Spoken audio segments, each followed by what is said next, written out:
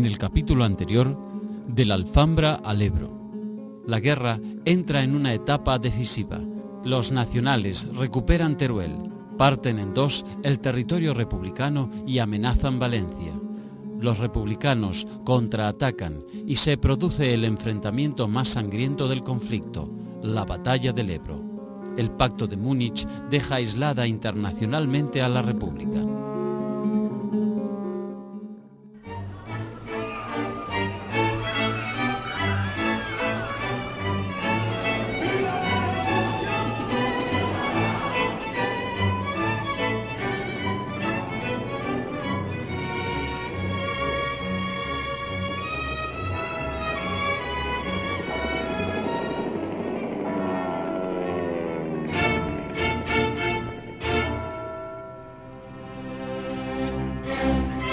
Ofensiva sobre Cataluña.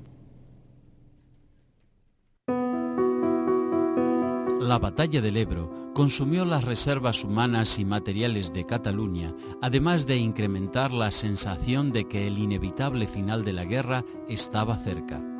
Bloqueada por mar, cerrada la frontera con Francia, saturada de refugiados y con un ejército desmoralizado, los republicanos se enfrentaban a una situación desesperada. Después del fracaso en el frente del Ebro, la pugna subterránea para buscar alguna variante negociadora había perdido sentido. Juan Negrín y sus aliados comunistas habían especulado con vencer o resistir hasta que estallara un conflicto europeo que favoreciera sus intereses. Sostenían que Francia e Inglaterra no tardarían en enfrentarse a Italia y Alemania y por lo tanto se verían obligadas a ayudar a la República. Manuel Azaña y Lluís Companys, en cambio, defendían la hipótesis de que una eficaz resistencia sería suficiente como para alcanzar un armisticio, también bajo la mediación anglo-francesa. Pero después del Pacto de Múnich, en septiembre de 1938, la primera posibilidad se alejó en el tiempo y la segunda se disolvió sin dejar rastros. Ese acuerdo permitió a Adolf Hitler proseguir su política de expansión en Europa Central con la anuencia de franceses e ingleses y disipó momentáneamente el riesgo de un enfrentamiento armado. El armisticio, ciertamente, a aquellas alturas era inviable, pero la solución de una defensa de una lucha numantina sin horizontes, también. Lo que pasa es que Azaña y Companys, que estaban de acuerdo en acabar en la solución de armisticio que rechazaban Negrín y los comunistas, no estaban de acuerdo en un sentido. Azaña lo que no estaba dispuesto es a que Companys hubiese la crisis en que pudiese caer, que no cayó, Negrín, pero con argumentos de defensa de la autonomía catalana. Por otra parte, ni uno ni otro controlaban el ejército, que estaba en manos de Negrín y de los comunistas, por lo tanto, no tenían nada que hacer. La República debía arreglárselas sola y no contaba con energías suficientes como para remontar su debilidad militar. La situación en Cataluña era muy difícil hacia finales de 1938. Sus ciudades habían sido bombardeadas sistemáticamente durante todo el año. El número de bajas civiles y de daños materiales fue quizá el más alto de la guerra. Esta circunstancia había provocado una gran desmoralización, incrementada por el aluvión de refugiados que aumentó las penurias de los catalanes. Para fines de 1938 se calculaba que los refugiados de otras regiones de España llegaban al 1.000.000, una cifra que había terminado de desarticular su economía. La desocupación y la mendicidad crecieron. La Generalitat tuvo que crear un comisariado especial para encargarse de las necesidades de los recién llegados, pero los conflictos con los residentes autóctonos se hicieron frecuentes. El racionamiento no podía resolver los problemas alimenticios. Floreció el mercado negro, en medio de una inflación galopante y el acaparamiento de productos esenciales. El hambre y la falta de medicamentos incrementaron la mortalidad de niños y ancianos y favorecieron la difusión de enfermedades infecciosas. Ya en el 37 empieza a no poder facilitar la Generalitat ni arroz, ni huevos, otros productos que les faltan a alguna parte del campesinado, ¿no? Entonces, ¿qué pasa? Empieza la retención, la ocultación y la venta a precios superiores, ¿no? El hambre hizo que en 1968 solamente se pudiese tomar leche, por ejemplo, en Barcelona, una vez cada 15 días y con receta médica. O sea que fue realmente una penuria muy grave. A los problemas sociales y económicos se agregó el político, cuando el gobierno de Negrín se instaló en Barcelona. El gobierno central siempre había mirado con recelo la autonomía catalana. Eran frecuentes las acusaciones sobre la falta de colaboración de Cataluña en el esfuerzo de guerra o los rumores sobre complots separatistas con ayuda francesa y el visto bueno del dictador italiano Benito Mussolini. El temor al separatismo fue un pretexto más para recortar los poderes locales, sobre todo después de la rebelión anarquista de mayo de 1937. No se ha encontrado jamás documentación, pero sí que ha habido muchos síntomas de que esto era factible. Lo cierto es que últimamente en el Foreign Office nosotros hemos encontrado documentación donde sí que se ve de que hay la posibilidad y negociaciones que se establecen para que Cataluña se apartara de la guerra por parte de dirigentes republicanos, pero que esto jamás pudo llevarse a cabo. Pero negociaciones y conversaciones las hubo. Factibilidad del hecho, yo creo que imposible por una razón, porque Franco quería la guerra, ganarla, en fin, con una rendición incondicional. Según el coronel Vicente Guarner, al final de la guerra, Cataluña se encontraba agotada y desmoralizada. Se hacía obsesionante la absorción por parte del gobierno central del doctor Negrín, trasladado a Barcelona y superpuesto al gobierno de la Generalitat, casi inexistente y tratado sin respeto ni ninguna clase de consideración. El Estatuto de Cataluña, parte integrante y derivada de la Constitución, fue arrinconado y quedaron anuladas las facultades de la Generalitat en derecho político, administración de justicia, orden público, industria, economía, finanzas e instrucción general. Cataluña se convirtió en un país ocupado política y militarmente por un gobierno y un ejército extraños, que no dieron la menor muestra de sentimientos fraternos y cordiales de solidaridad peninsular.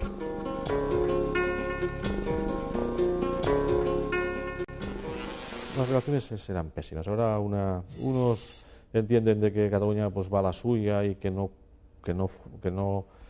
participa del esfuerzo de la guerra, que es lo que el gobierno central quiere, y los otros piensan que el gobierno central pues los maltrata, que no los tiene en cuenta, que exprime todo lo que puede de Cataluña haciendo un discurso contrario, ¿no? Eso por un lado. Por otro, las relaciones políticas serán pésimas y continuarán pésimas siempre. Marcará esa generación, queda marcada por esas relaciones durante este periodo. La desconfianza, me refiero ya cuando todo ese mundo pase al exilio, ¿no? Además con la tragedia de la derrota, ¿no? Todo eso quedará permanente. La guerra provocó en los dos bandos el reverdecer de un nacionalismo casi extremo. Republicanos y franquistas se acusaban mutuamente de ser cómplices de una intervención extranjera que ambos apañaban por conveniencia. La necesidad de exaltar ese discurso y fortalecer el centralismo para tratar de ganar el conflicto bélico llevó a Negrín a obsesionarse con las protestas catalanas por su autonomía mancillada. Según el secretario de Defensa, Julián Zugazagoitia, el presidente le dijo: «No estoy haciendo la guerra contra Franco para que nos retoñe en Barcelona un separatismo estúpido y pueblerino. No hay más que una nación, España.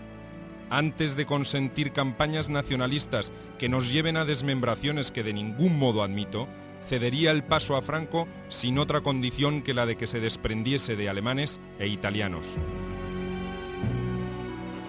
Las acusaciones de deslealtad a Cataluña servían para desacreditarla y para justificar, por lo tanto, la política de minimización de la autonomía catalana en la segunda parte de la Guerra Civil. El grupo de ejércitos de la región oriental, al mando del general Juan Hernández Saravia, contaba con dos grandes unidades de combate. El ejército del Este, desplegado entre Lérida y la frontera francesa, a cargo del general Pozas Perea, no había participado en la batalla del Ebro. Conservaba su potencial, además de operar en una zona montañosa más apta para la defensa. En cambio, el ejército del Ebro, conducido por Juan Modesto, no había logrado recuperarse del desgaste. Estaba mal equipado y sin la ayuda soviética, bloqueada por Francia en la frontera pirenaica, difícilmente resistiría una gran ofensiva franquista. Cuando las tropas de Franco llegan al Mediterráneo, se ha producido el siguiente hecho. Las tropas que habían atacado en la batalla de Teruel eran dos ejércitos, uno era el ejército de Levante y otro el ejército de maniobra. En el ejército de maniobra se encuentran las mejores unidades de la República, se encuentran las brigadas internacionales y las brigadas comunistas surgidas a raíz del V Regimiento. Ese ejército es el que más ha padecido la batalla, ese ejército está destrozado. El ejército de Levante se encuentra todavía en una buena situación. Cuando las tropas de Franco cortan el territorio republicano, se encuentra que al norte no tiene nadie y al sur tiene todo el ejército enemigo. Para retrasar el ataque, el general Vicente Rojo planeó algunas acciones de distracción a cargo del grupo de ejércitos del centro mandados por el general José Miaja, que no tuvieron el éxito esperado. El llamado Plan P fue uno de los diseños más brillantes y audaces de la guerra civil. Consistía en 3 ataques sucesivos. El primero, la Operación Motril, implicaba el traslado de una brigada por la Marina de Guerra hasta las cercanías de Motril para amenazar Málaga y Granada. Era una maniobra destinada a distraer tropas franquistas de Andalucía y de Extremadura. 5 días más tarde, 3 cuerpos de ejércitos republicanos romperían el frente de Córdoba y avanzarían hacia Peñarroya para dejar abierto el camino a Sevilla. 12 días después de Motril, el tercer ataque mandado por el coronel Segismundo Casado cortaría las comunicaciones enemigas del frente de Madrid con Extremadura.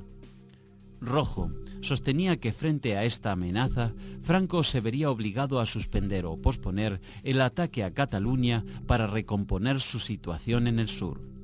Pero casi todo ello se redujo a los proyectos. Faltaban armas, aviación sobre todo, y entusiasmo. El derrotismo atenazaba al ejército republicano. Los preparativos se realizaron con extrema lentitud y tanto Miaja como Casado no parecieron entusiasmados con el plan. Finalmente, la ofensiva anfibia sobre Motril se interrumpió porque Miaja y el jefe de la flota, el almirante Buiza, la consideraron irrealizable. En sus memorias, Rojo señaló: La batalla de Cataluña comenzamos a perderla al suspender la operación sobre Motril. El general Miaja son estos generales donde los historiadores a veces cuando decimos estas cosas, en fin, tenemos que ser personas críticas, ¿no?, con el pasado, que se le construyó, se le mitificó como figura, pero después militarmente no tuvo un comportamiento, digamos, muy exitoso, ¿no?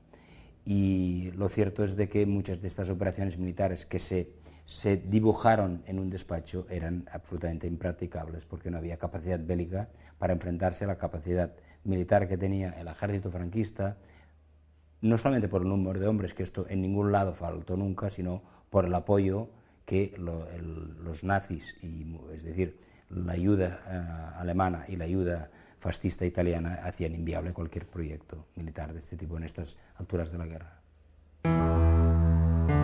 Rojo intentó seguir con el proyecto y ordenó atacar Granada el 24 de diciembre. La escasez de medios de transporte y la desconexión de estos servicios impidió el desplazamiento de las tropas. El último intento por descomprimir la situación de Cataluña fue la batalla de Valsequillo o de Peñarroya, que formaba parte del Plan P. Fue concretada por el impulso del jefe del Estado Mayor de Miaja, general Matallana, y la dirección se confió al jefe del Ejército de Extremadura, general Escobar. Yo siempre he visto, cuando he leído, he analizado esos planes, que eran planes teóricamente muy buenos, pero bueno, los planes para realizarlos necesitas que los medios, tanto militares como políticos, permitan esos planes. Yo pienso que eran planes absolutamente irrealizables. La ofensiva se inició el 5 de enero de 1939 y en los primeros 4 días los republicanos consiguieron penetrar entre 30 y 40 kilómetros. Ocuparon La Grajuela, Granja de Torrehermosa, Peraleda, Fuente Ovejuna y La Coronada. Sin reservas para explotar el éxito y con condiciones climáticas adversas, el ataque se frenó y comenzó una larga batalla de desgaste. Para el 4 de febrero, el frente volvió a su línea original. Los republicanos habían tenido alrededor de 20.000 bajas y los franquistas más de 10.000.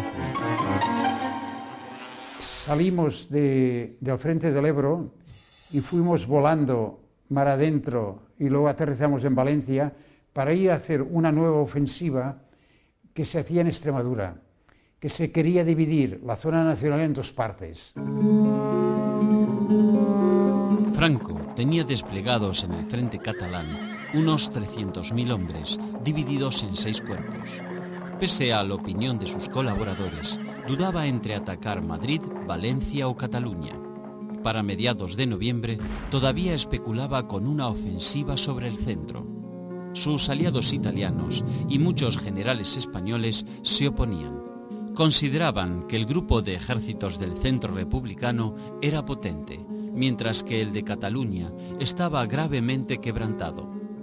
Finalmente, esa presión definió el curso de las acciones. Para el 10 de diciembre de 1938 fue programada la campaña contra Cataluña. Durante los primeros días de ese mes, la aviación franquista bombardeó varias ciudades y puertos. Barcelona, Badalona, Tarragona, Mataró, Palamós, Blanes y Vilanova y la Geltrú comenzaron a sufrir las consecuencias de esas incursiones aéreas. Cuando Churchill apela en plena batalla de Inglaterra, cuando los bombardeos de la V2, etcétera, lo que hacen los alemanes desde Francia, apela que tengan el coraje del pueblo de Barcelona, porque es la primera gran ciudad bombardeada en la historia de la humanidad. Entonces estos bombardeos responden a 2 hechos. Un hecho es de que las líneas ferroviarias que vienen de Francia, lógicamente, el lugar donde vienen a depositar material que puede ser objetivo de transformación para material bélico en contra del franquismo. Todas estas fábricas en zonas portuarias e industriales de Cataluña son todas bombardeadas continuamente. Algunas poblaciones del interior como Les Borges Blanques, Cervera y Gavà también soportaron ataques. Los bombardeos a ciudades de la retaguardia fueron inaugurados durante la Guerra Civil Española y Cataluña fue un terrible banco de prueba para esta clase de tácticas militares. Se calcula que 5.000 personas murieron en diferentes localidades catalanas por efecto de las bombas arrojadas desde el aire. Lo que es indudable es de que algún bombardeo, el del 17, 18, 19 16, 17 y 18 de marzo de 1938 sobre el centro de la ciudad, este es un bombardeo con la voluntad, primero, de perjudicar a la población civil, produce una mortandad extraordinaria en 3 días, y después una cosa muy evidente, demostrar que, a pesar de las presiones del Vaticano, hay una voluntad, digamos, de herir a la población en la retaguardia, sin importarles, y esto lo que hace, una cosa muy importante, es que la moral de la población se resquebraja, se rompe. La gente siempre dice, ¿dónde están los nuestros? Sus bases estaban en la isla de Mallorca. Mallorca quedó en zona sublevada, en zona fascista, desde julio de 1936. Y desde estas bases aéreas, la aviación italiana se dedicó a bombardear puertos, ciudades. Ahora, hubo muchos de esos bombardeos que su único objetivo era causar el terror y matar cuantas más personas mejor. Claro, eso entre que era un arma nueva, había pocas posibilidades de defensa. Pues un mes y otro mes y otro mes, pues acabó siendo causa de una profunda desmoralización, ¿no? El mal tiempo retrasó la ofensiva terrestre nacional hasta el día 23. Aunque el Papa solicitó una tregua navideña, Franco no aceptó más dilaciones. Las tropas, al mando del general Fidel Dávila, iniciaron el ataque. En el centro del dispositivo republicano, la 26ª División resistió apoyada en el Segre.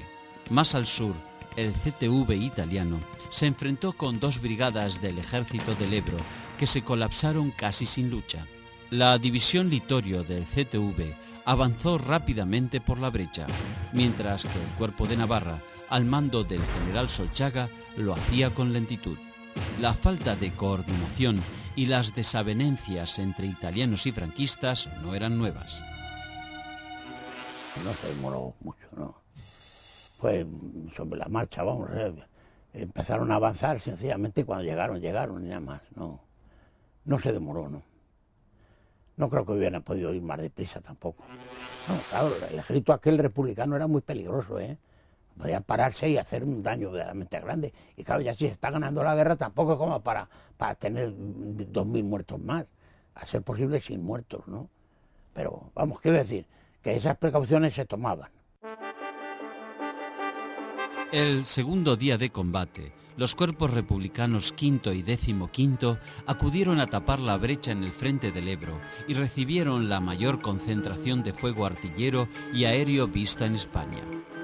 Luchaban en campo abierto, sin el abrigo de fortificaciones y sin posibilidades de relevo. El cuerpo expedicionario italiano ocupó Casteldons y cruzó el canal de Urgel, y su división Flechas Negras alcanzó la carretera Lérida-Tarragona.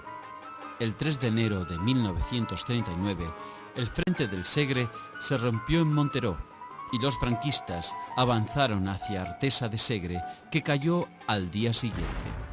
El 7 de enero, Rojo se vio obligado a ordenar el repliegue hasta la segunda línea de defensa. En 2 semanas, los republicanos habían consumido la mayor parte de sus recursos. Para colmo, los consejeros soviéticos comenzaron a abandonar España. El líder comunista José Stalin se desentendía de la suerte de la República.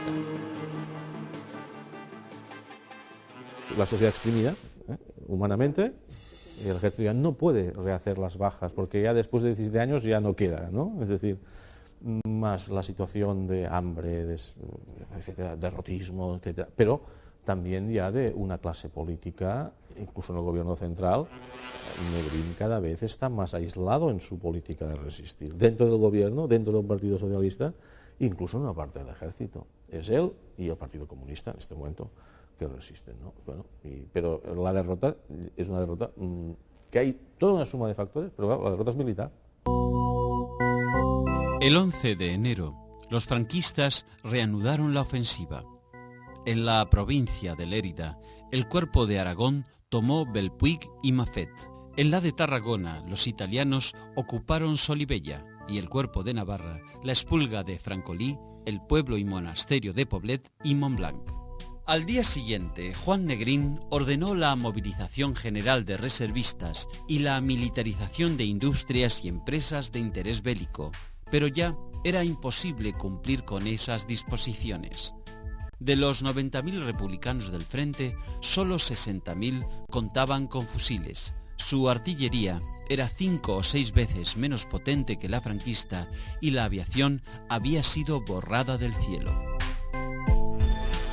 Se intentaba, si habían aviones disponibles, que siempre habría alguno, pero en cambio hubo un bombardeo en el interior de Cataluña, que era una población que llaman Granollers, que allí murió mucha gente, en Barcelona vivía mucha gente. Lo que pasa que en esas capitales había un servicio de refugios antiaéreos muy bien hechos.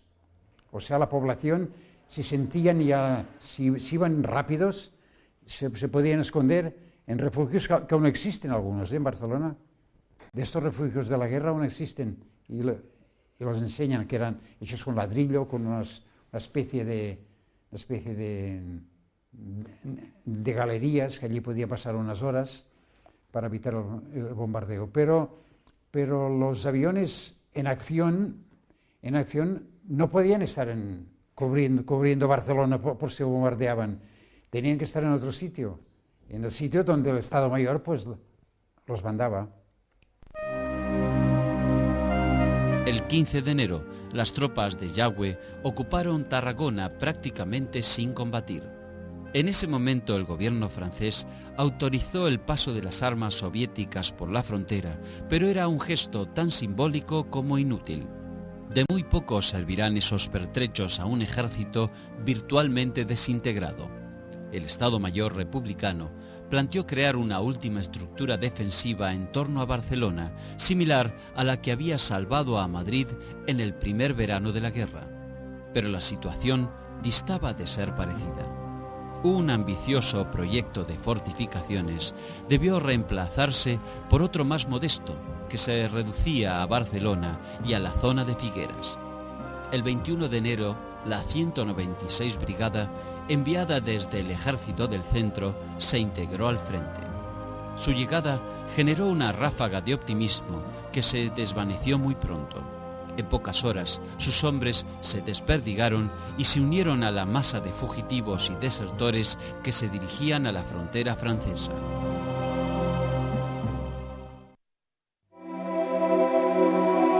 El 22 de enero, el gobierno de Negrín celebró su último Consejo de Ministros en Barcelona. Se acordó declarar el estado de guerra en todo el territorio de la República. Esa medida no se había tomado a lo largo del conflicto para remarcar la preeminencia de las autoridades civiles sobre las militares en su zona. Todo lo contrario a lo que ocurría en el bando franquista. La declaración careció de sentido en Cataluña, pero más tarde tendría consecuencias en Madrid, al facilitar el golpe del coronel Segismundo Casado. El 23 de enero, Negrín y los miembros del gobierno abandonaron Barcelona para instalarse en Gerona. Esa misma noche, Lluís Companys, que el día 20 había pronunciado un discurso alentando la resistencia, también se marchó. Hay que aclarar que Companys no se marcha, sino que el gobierno Negrín le dice que se tiene que marchar. Es decir, la orden de evacuación general de toda la administración y de toda la policía, de toda la guardia de asalto, o sea que Barcelona se quedó sin policía, durante hubo 24 horas en que parece un milagro que no hubiese excesos.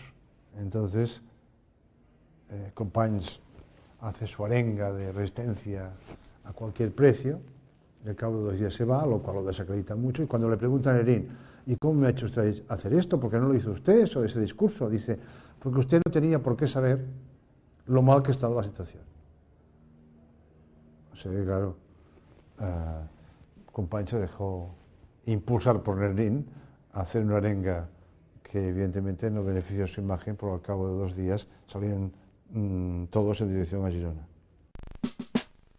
La defensa de Barcelona estaba a cargo de un conglomerado de unidades incompletas y desorganizadas.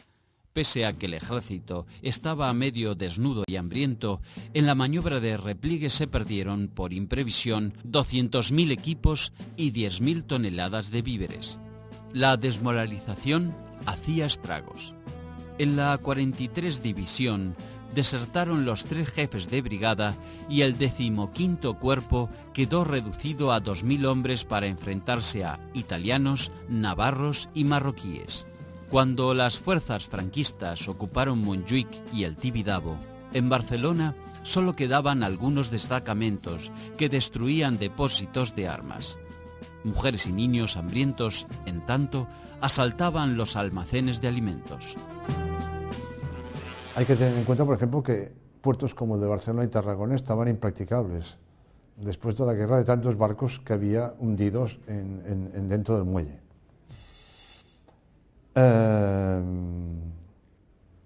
A estas víctimas hay que añadir una cantidad notablemente superior, casi del doble, de personas que no mueren de muerte violenta, pero que superan en mucho la media de los últimos años anteriores a la guerra civil, que eso quiere decir personas débiles o ancianos o niños que mueren por falta de cuidados, de suficiente alimentación o de medicamentos como causa, o sea, que son muertes de más, no causadas directamente, pero sí indirectamente por la guerra. Y después pues, están los 70.000 que mueren en combate o de heridas no de frente, hubo heridas en la retaguardia, ¿no? El ejército, mandado por el general Dávila, penetró en la ciudad en la tarde del 26 de enero de 1939. Los partidarios de Franco se lanzaron a la calle para clamar a las columnas. A las 7 de la tarde, el general Juan Bautista Sánchez, jefe de la 5ª División de Navarra, proclamó por radio: agradezco con toda el alma el recibimiento entusiasta que habéis hecho a nuestras fuerzas. Los generales Solchaga y Yagüe lo hicieron al día siguiente.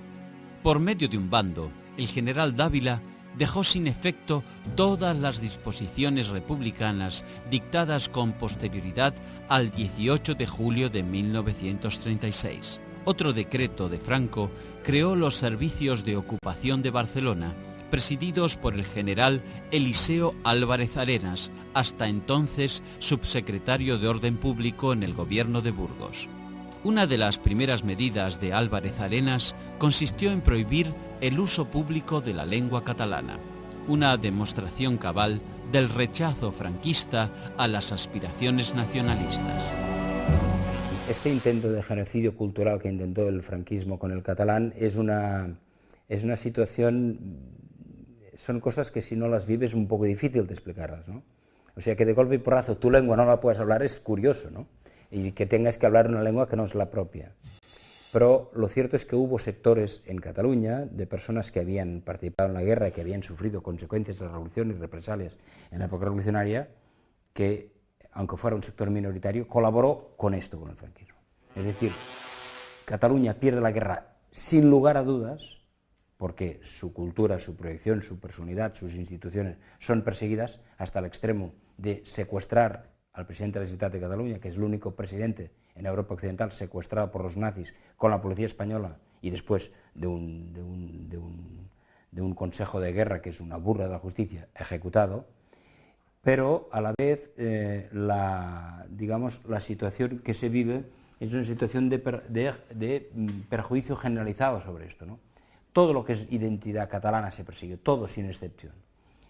Lo cierto es de que en aquel momento en Cataluña había mucha gente, yo soy de un pueblo del interior de Cataluña, una familia trabajadora, en que mucha gente no sabía hablar castellano. No existía la radio, no existía la televisión, estos medios no existían, ¿no? En España no existían, ya existían inventados en el mundo, pero en España llegaron hasta los años 60, ¿no? Y esto explica de que muchas personas esto lo vivieran con una gran afrenta personal, lo vivieron con mucha dificultad, incluso gente que se proclamaba franquista, ¿no? Había esa separación, iban a separarse, los catalanes estaban prácticamente separados. ¿Qué pensaban los militares? Pues mi obligación es acabar con la separación, como militar, como un pobre soldado de caballería, vamos, pero yo eso en contra. Hombre, es que si tienen derecho, digo, pues derecho sí, se los damos entre todos los españoles, pero que ellos quieran y que ya se vayan y que ya... No, si yo, como soldado, me opongo. El ejército franquista continuó su inexorable ofensiva. El 27 y 28 de enero, sus avanzadas ocuparon Badalona, Mataró y Granollers. A medida que los franquistas avanzaban, los restos del ejército republicano se retiraban hacia la frontera. El éxodo de soldados y pobladores convertían las carreteras en un caos. El 29 de enero, las tropas nacionales alcanzaron una línea discontinua desde Orgañá hasta Mataró. Allí se les asignó un nuevo plan de operaciones. Los marroquíes permanecerían en reserva. Los 5 cuerpos restantes avanzarían paralelamente hacia la frontera. El CTV debía detenerse a la altura de Flaçà-Torroella de Montgrí, para no despertar los recelos de Francia. La mayor preocupación era evitar que lo que quedaba de la aviación republicana pasara a la zona de Madrid. Para acortarle el paso, la Legión Cóndor se concentró en Lérida y Sabadell y los italianos en El Vendrell y Reus. La guerra civil en España, en la zona, o sea, los nacionales ocuparon Barcelona en enero del año 39, pero en la zona sur terminó la guerra en marzo del 39, o sea, que cuando los pilotos compañeros míos ya estaban en Francia, en campos de concentración, nosotros todavía luchábamos en la zona de Cartagena, Albacete, Extremadura, el sur de España. Nosotros todavía teníamos combates y hacíamos cosas. Y claro, la guerra pues ya estaba prácticamente perdida. Muchos presos políticos quedaron en las cárceles y fueron liberados por las tropas franquistas. Otros contingentes fueron liberados en el camino o cruzaron las fronteras con sus guardianes. Pero también hubo ejecuciones. En Pont-de-Molins fueron fusilados 42 prisioneros, entre ellos el obispo Polanco y el coronel Rey d'Harcourt, jefe de la guarnición de Teruel.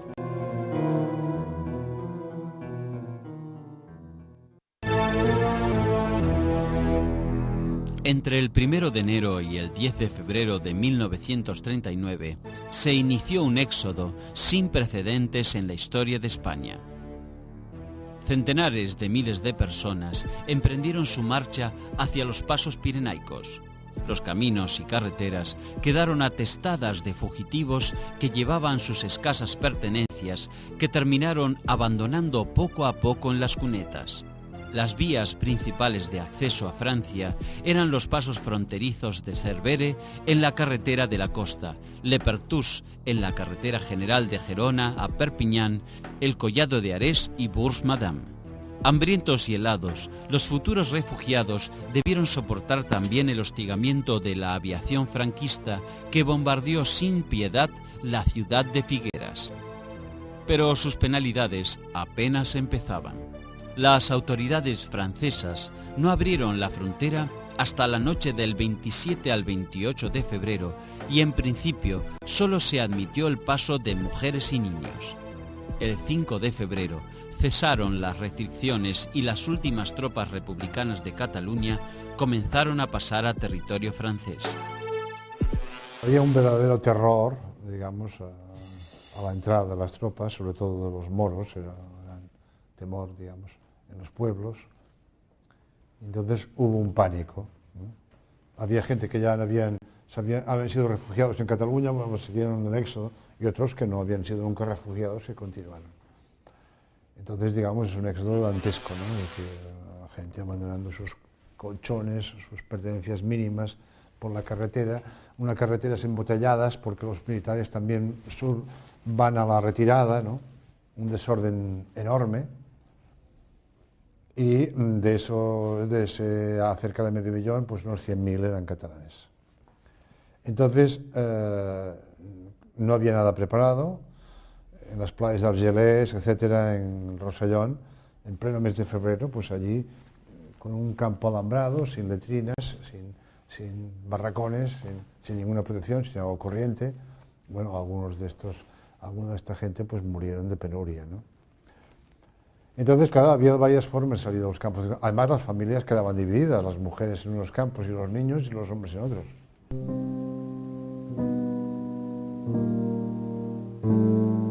Alrededor de 500.000 de personas tuvieron que iniciar una nueva vida en condiciones precarias, hacinados en campos de refugiados improvisados y víctimas del frío y todo tipo de enfermedades infecciosas.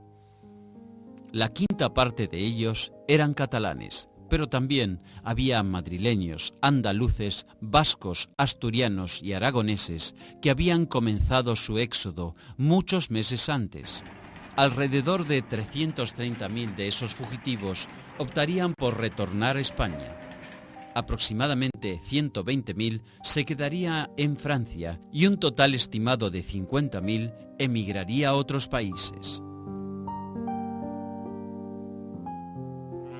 Los niños se van separando, se los empieza a distribuir por Francia, unas condiciones como mínimo decentes, pero a los hombres, en la parte de las mujeres, se les va encerrando en arenales, en esos arenales, que hoy en día son zonas turísticas, es imposible reconocer, son zonas todas construidas de chalet ya, porque es la zona de la costa, la costa francesa, bueno, Cataluña Norte, ¿no? Hasta 1699 formaba parte de la propia Cataluña.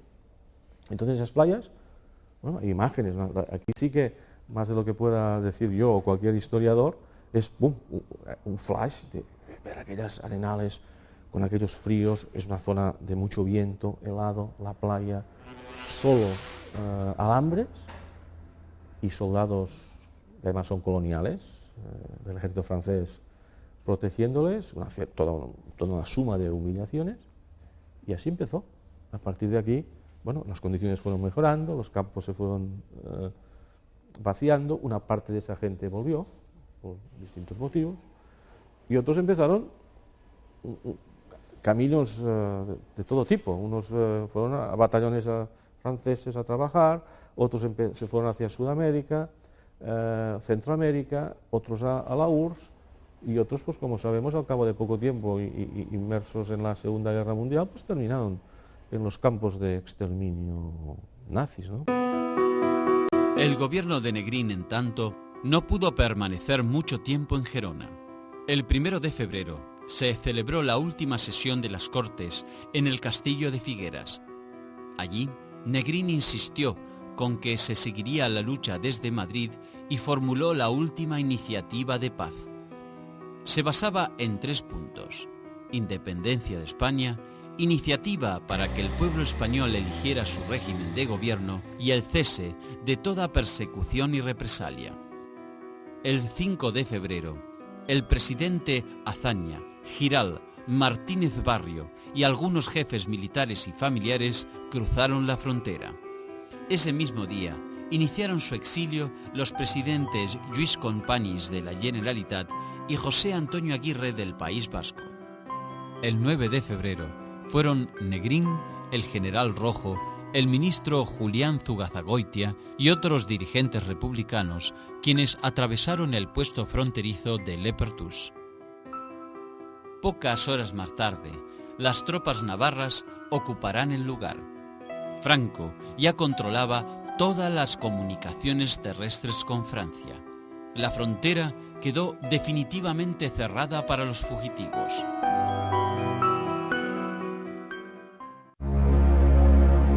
En el próximo capítulo, situación desesperada en la zona republicana. Negrín retorna a Madrid para encabezar la última resistencia. El general Casado encabeza una conspiración para destituir al presidente y negociar la paz. El enfrentamiento deja a la República sin jefes. Madrid capitula el 1 de abril. La guerra civil ha terminado.